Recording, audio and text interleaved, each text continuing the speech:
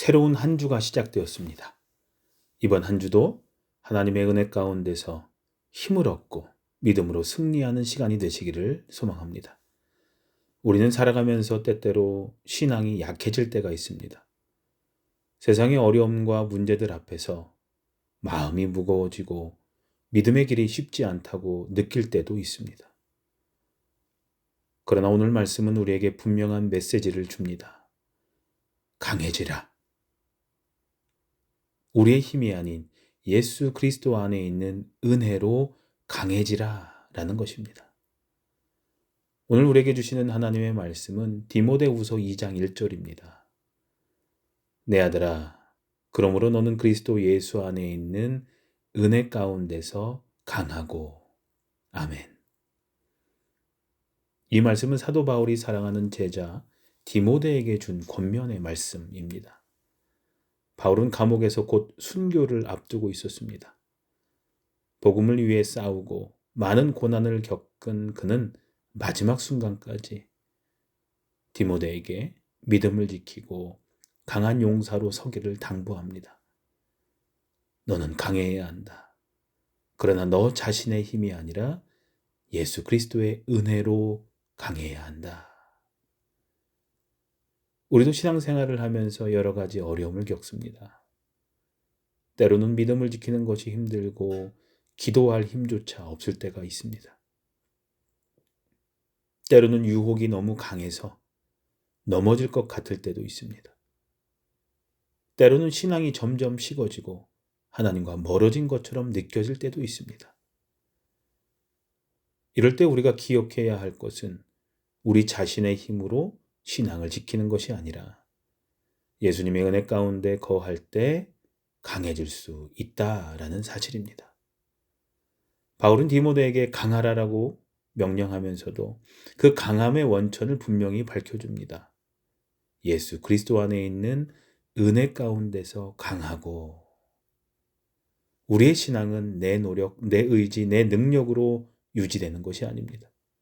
우리의 강함은, 우리 신앙의 강함은 예수님의 은혜 안에서 나올 때만 진정한 강함이 됩니다. 그렇다면 우리는 어떻게 예수님의 은혜 가운데서 강해질 수 있을까요? 첫째로 예수님의 은혜를 붙들어야 합니다. 우리의 신앙이 흔들릴 때 가장 먼저 해야 할 일은 주님의 은혜를 다시 붙잡는 것입니다. 우리가 받은 구원의 은혜, 용서의 은혜, 사랑의 은혜를 기억해야 합니다. 신앙이 약해질 때 우리는 예수님이 우리를 위해 하신 일들을 떠올려야 합니다. 십자가에서 우리를 위해 흘리신 피, 부활하셔서 우리에게 새 생명을 주신 은혜를 기억할 때 우리는 다시 힘을 얻을 수 있습니다. 둘째로 말씀과 기도로 무장해야 합니다. 두려움, 걱정, 불안, 유혹이 끊임없이 우리를 흔들어 놓습니다. 하지만 말씀을 통해 하나님의 음성을 들으면 우리의 마음은 다시 강해질 수 있습니다. 기도는 우리의 영혼을 회복시키고 하나님의 능력을 경험하게 하는 통로가 됩니다. 신앙이 약해졌을 때 하나님의 말씀과 기도로 우리는 다시 일어서는 것입니다. 셋째로 믿음의 싸움을 포기하지 말아야 합니다. 바울이 디모데에게 이 말씀을 주었을 때 디모데도 많은 도전과 어려움을 겪고 있었습니다. 하지만 바울은 끝까지 견디라, 강해져라, 낙심하지 말라라고 격려했습니다. 우리가 걷는 신앙의 길은 전쟁과 같습니다. 그러나 우리는 홀로 싸우는 것이 아닙니다. 바로 예수님께서 함께 싸워주십니다. 예수님의 은혜 안에 거할 때 우리는 어떤 시험과 어려움 속에서도 승리할 수 있는 것입니다. 혹시 지금 여러분은 신앙이 약해졌다고 느끼십니까? 기도할 힘조차 없고 믿음이 흔들리고 있으십니까? 그렇다면 오늘 말씀을 붙드십시오. 너는 그리스도 예수 안에 있는 은혜 가운데서 강하고. 오늘 하루를 시작하며 하나님께 기도하십시오. 주님, 제 힘이 아닌 주님의 은혜로 강해지게 해 주시옵소서. 세상의 유혹과 어려움 속에서도 주님의 은혜를 붙잡고 믿음으로 승리하게 해 주십시오.